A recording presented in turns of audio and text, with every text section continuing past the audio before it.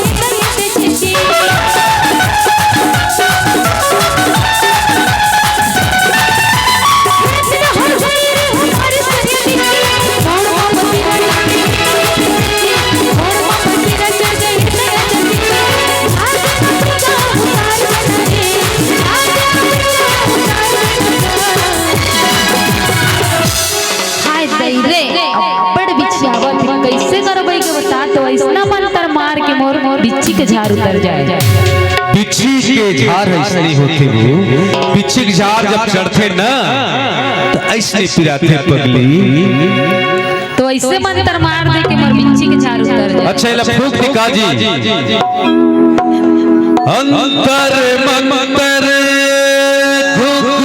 चारा पाछ दिलया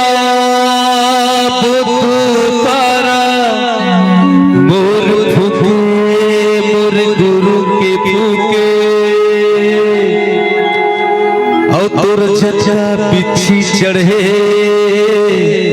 उतर जा उतर जा उतर जा भाई गठार देना गा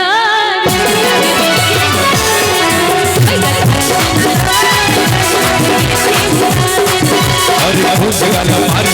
कौन जगाला मारी रख के अगली बता देना वो कौन जगाला मारी कौन जगाला मारी रख के अगली बता देना वो